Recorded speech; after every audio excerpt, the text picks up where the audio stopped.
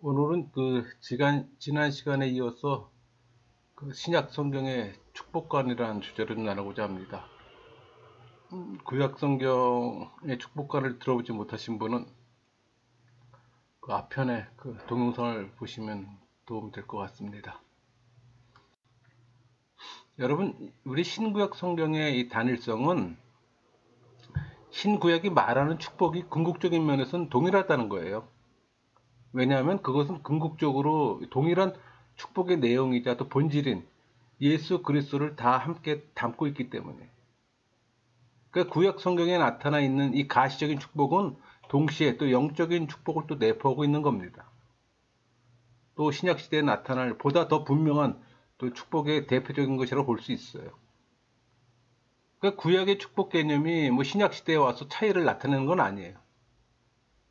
내용에 있어서 신약 시대에는 영적인 축복을 더 강조하고 있다는 게 차이가 있는 겁니다. 그러니까 신약 시대의 이 영적 축복을 강조하는 경향 때문에 또 현세적 축복이 또 무시되는 건 아니에요.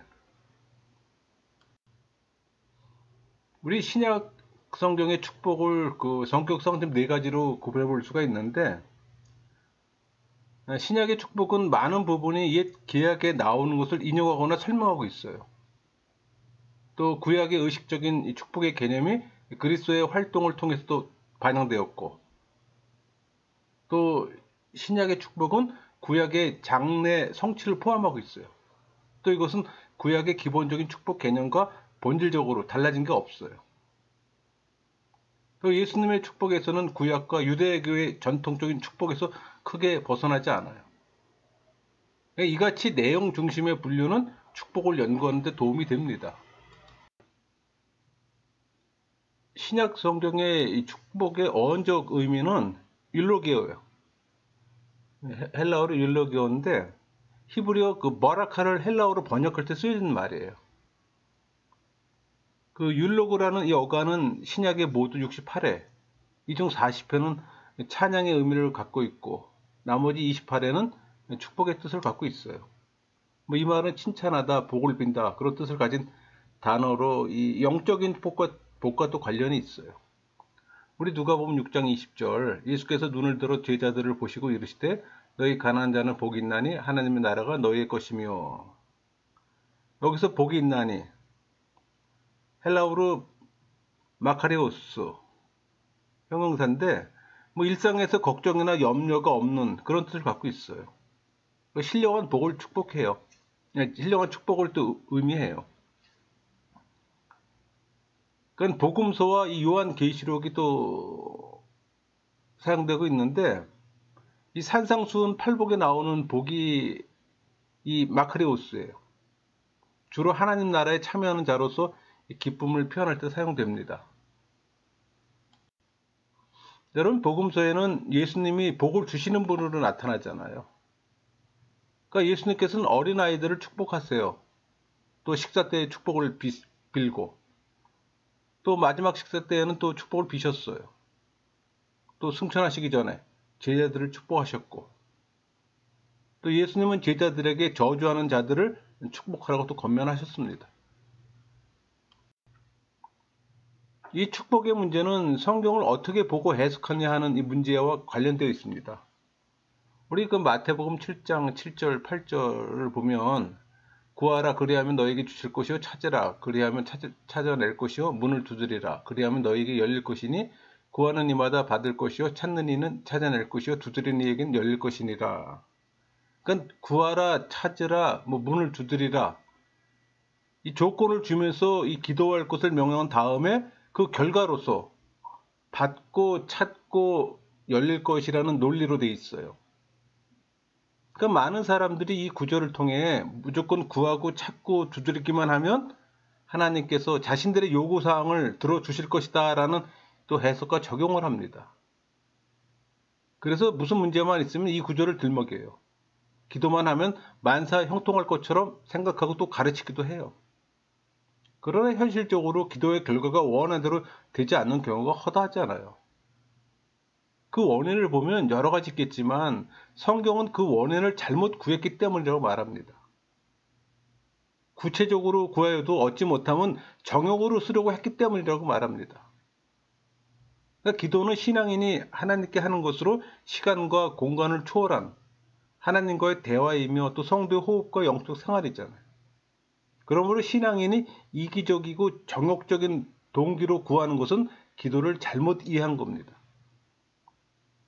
이런 기도는 영적인 생활을 방해하는 왜곡된 이 샤머니즘적 기복 사상이 배후에 깔린 흔적으로 볼 수 있어요.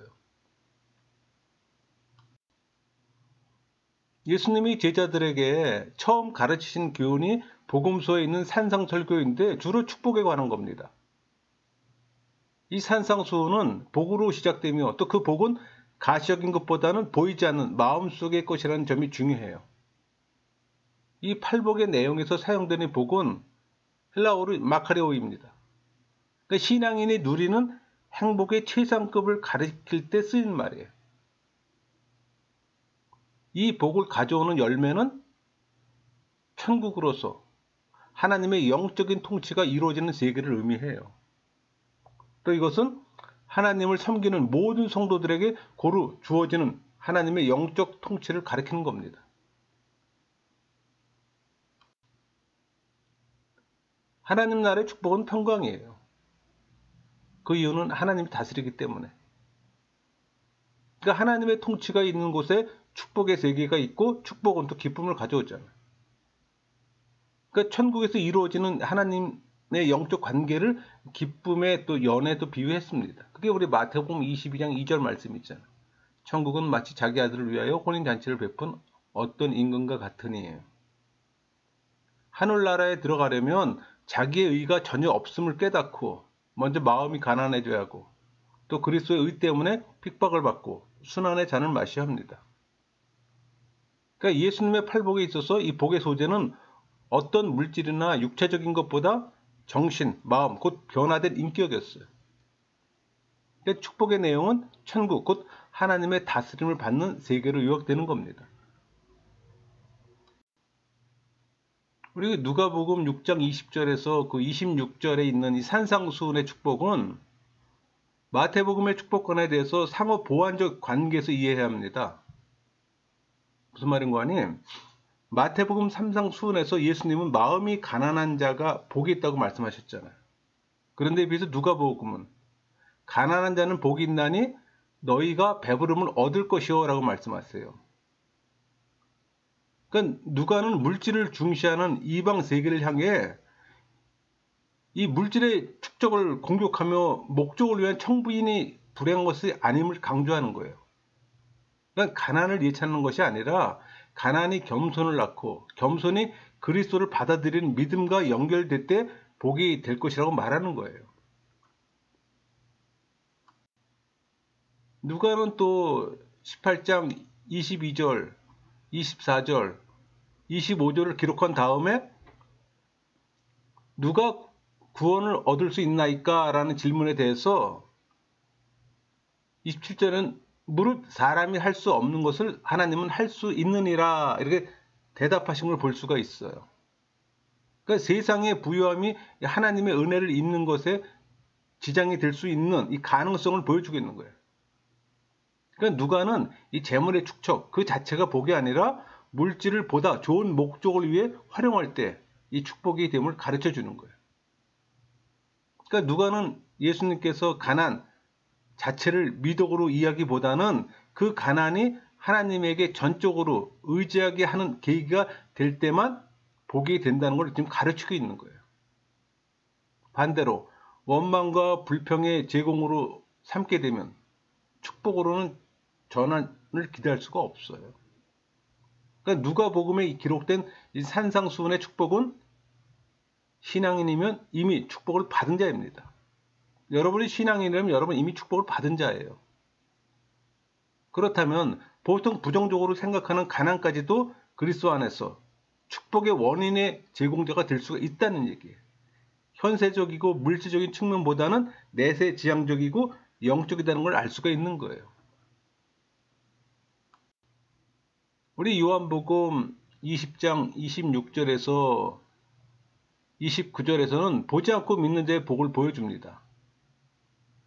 여드레를 지나서 제자들이 다 집안에 있을 때 도마도 함께 있고 문들이 닫혔는데 예수께서 오사 가운데 서서 이르시되 너희에게 평강이 있을지어다 하시고 도마에게 이르시되 내 손가락을 이리 내밀어 내 손을 보고 내 손으로 내밀어 내 옆구리를 넣어보라. 그리하여 믿음 없는 자가 되지 말고 믿는 자가 되라.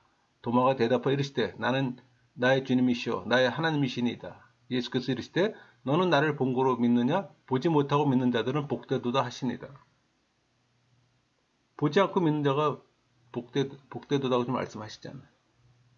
이것은 부활하신 주님을 믿지 못했던 도마에게 예수님께서 하신 말씀의 요지예요.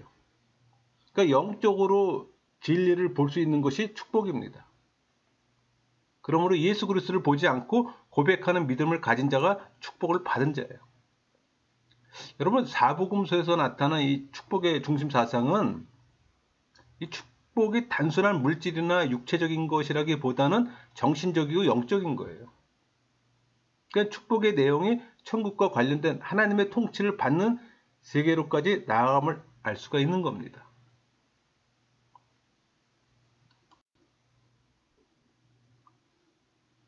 우리 바울 서신에 나타난 축복은 믿음으로 받는 성령의 축복과 죄사함의 축복, 또 부활과 영생의 축복으로 나타나요.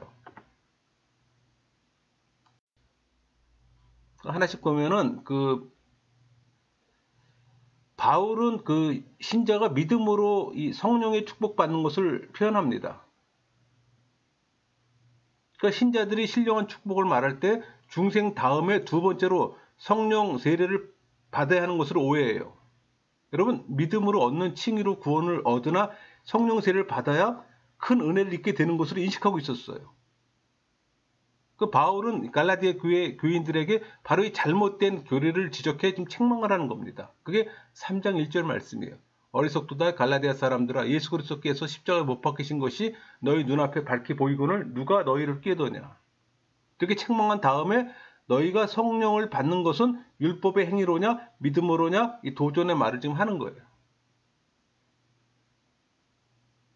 그러면서 믿음으로 의롭게 된다는 사실, 우리 갈라디아 2장 6절, 유력하다는 이들 중에 본래 어떤 이들이든지 내게 상관이 없으며 하나님은 사람을 외모로 취하지 아니하시나니 저 유력한 이들은 내게 의무를 더해 준 것이 없고, 이렇게 가르치고 있습니다. 또 더 나아가 믿음으로 그리스도와 연합됨을 좀 말하는 거예요. 그게 갈라디아 2장 20절 말씀이 있잖아요. 내가 그리스도와 함께 십자가에 못 박혔나니 그런즉 이제는 내가 사는 것이 아니요 오직 내 안에 그리스도께서 사신 것이라. 이제 내가 육체 가운데 사는 것은 나를 사랑하사 나를 위하여 자기 자신을 버리신 하나님의 아들을 믿는 믿음 안에서 사는 것이라. 이 믿음으로 얻게 되는 축복은 신약시대 성도들만 얻는 복이 아니라 아브라함에게 약속한 그 복과 같은 겁니다. 여러분, 오순절주의자들은 이 믿음으로 칭의를 얻어 이 구원을 얻은 다음 열심히 기도함으로 성령을 받게 되는 것처럼 가르쳐요. 제가 이건 몇 번 말씀드리는 건데, 이게 많은 사람들이 이런 오해를 하기 때문에 제가 이런 말씀 반복적으로 드리는 거예요. 이건 분명히 다른 복음이에요. 예수의 믿음을 받으면 칭의, 중생, 성령을 함께 받게 되는 겁니다. 그리고 그때부터 주님과 연합해 생명 있는 관계를 갖게 되는 거예요. 그 다음에 성령의 온전한 지배를 받는 삶이 성령 충분의 삶인 거예요. 이처럼 성령 충분은 채우는 양의 문제가 아니라 성령의 지배의 문제입니다. 그러니까 성령을 소유한 자는 이미 아브라함이 소망해 오던 그 축복을 받은 자예요. 이것이 바울이 말하는 믿음으로 말미암는 성령의 축복인 겁니다. 두 번째가 제사함의 축복이잖아요. 로마서 우리 4장 6절에서 8절까지 말씀이에요. 일하는 것이 없이 하나님께 의로 여기심을 받는 사람의 복에 대하여 다윗이 말한 바 불법이 사함을 받고 죄가 가려짐을 받는 사람들은 복이 있고 주께서 그 죄를 인정하지 아니할 사람은 복이 있도다 함과 같으니라. 그러니까 바울에게 있어서 중요한 축복은 그리스도의 은혜로 말미암아 죄인이 죄 사함을 받고 죄 없다 인정을 받는 거예요. 세 번째가 부활과 영생의 축복입니다. 바울 서신 중에 고린도후서 5장 1절과 디모데전서 6장 12절에 의하면 영생과 부활의 축복을 확신하는 바울을 볼 수가 있어요. 만일 땅에 있는 우리 장막 집이 무너지면 하나님께서 지으신 집 곧 손으로 지은 것이 아니요 하늘에 있는 영원한 집이 우리에게 있는 줄 아느니라. 믿음의 선한 싸움을 싸우라. 영생을 취하라. 이를 위하여 네가 부르심을 받았고 많은 증인 앞에서 선한 증언을 하였도다. 바울은 부활과 영생의 축복을 확신했기에 순교도 주저치 않았다고 볼 수 있는 겁니다. 그러니까 바울 서신에 나타난 축복 사상은 믿음으로 얻는 성령의 축복과 죄사함의 축복, 부활과 영생의 축복임을 알 수가 있는 거예요. 또 일반 서신에서도 복에 대해서 기록한 내용들을 찾아볼 수가 있어요. 우리 야고보서 1장 12절 시험을 참는 자는 복이 있나니 이렇게 말하잖아요. 또 이것은 산상수훈 마태복음 5장 10절 의를 위하여 박해를 받는 자는 복이 있나니 라고 상통합니다. 그러니까 시험이란 당할 때는 괴로운 법이잖아요. 그러나 그것을 견디고 이긴 자에게는 큰 축복이 된다는 사실이에요. 우리 베드로전서 3장 14절 그러나 의를 위하여 고난을 받으면 복이 있는 자니 이 말씀과 베드로전서 4장 14절 너희가 그리스도의 이름으로 치욕을 당하면 복 있는 자로다 이라는 말씀은 그리스도를 위해 고난을 받는 자에게 대한 어떤 복을 지금 언급하고 있는 거예요. 우리가 대표적인 몇 구절만 살펴보았습니다. 대체적으로 일반 서신에 나타난 축복 사상은 시험을 참고 그리스도를 위해 고난받는 것이 축복이라는 걸 강조해요. 왜? 그건 그 시대 상황이 그랬습니다. 로마의 핍박을 받았던 상황, 그리스도가 로마의 핍박을 받았던 시대예요. 그리고 이 고난을 통한 영적인 축복을 지금 언급하고 있고 영생을 유업으로 차지하는 복을 지금 지적하고 있는 거예요. 우리 요한 3서 1장 2절 9절에서 그 영혼, 범사, 강건 이 세 가지를 영적, 물질적, 육신적 축복으로 이름 붙여 대중화되었어요. 그러니까 범사를 주로 물질적 축복으로 해석했던 겁니다. 여러분 이런 논리에 근거한다면 영적으로 풍성한 사람은 반드시 부하여야 하고 또 건강해야 합니다. 그럼 그리스도인에게 가난이나 육신의 약함이 있다면 오히려 부정적인 사고방식이나 불신의 결과를 볼 수가 있어요. 잘못된 거죠. 이것은 한쪽만을 일방적으로 본 편협적인 해석이면 적용입니다. 우리 요한계시록에는 7가지 복이 나타나요. 우리 1장 3절 거룩한 것을 지키는 자는 복이 있나니 종말이 되면 종말에 관한 말씀을 읽고 듣고 지켜야 복을 받는 겁니다. 14장 13절 주 안에서 죽는 자들은 복이 있도다. 이 말씀은 성도들이 축복받은 죽음에 대해서 말하고 있는 거예요. 또 16절 15절 벌거벗고 다니지 아니하며 자기의 부끄러움을 보이지 아니하는 자는 복이 있도다. 이 말씀은 성결한 성도와 예수 그리스도의 재림의 준비를 하는 자에게 주실 복에 대한 겁니다. 또 19장 9절 어린 양의 혼인잔치에 청함을 받는 자들은 복이 있도다. 이 말씀은 비유적인 표현으로서 그리스도와의 영원한 결합의 축복에 대한 겁니다. 또 20장 6절 첫째 부활에 참여하는 자는 복이 있고 이 말씀에서 이 첫째 부활은 예수님께서 당신의 왕국을 세우려 다시 오실 때 있을 성도들의 부활을 의미해요. 그러니까 이 첫째 부활에 참여하는 자는 둘째 사망에서 건짐을 받으며 또 하나님과 그리스도의 제사장이 되고 또 그리스도로 더불어 왕노릇하는 축복을 받는 거예요. 22장 7절 이 두루마기 예언의 말씀을 지키는 자는 복이 있으리라. 이것은 계시록의 첫 번째 복의 내용과 연관됩니다.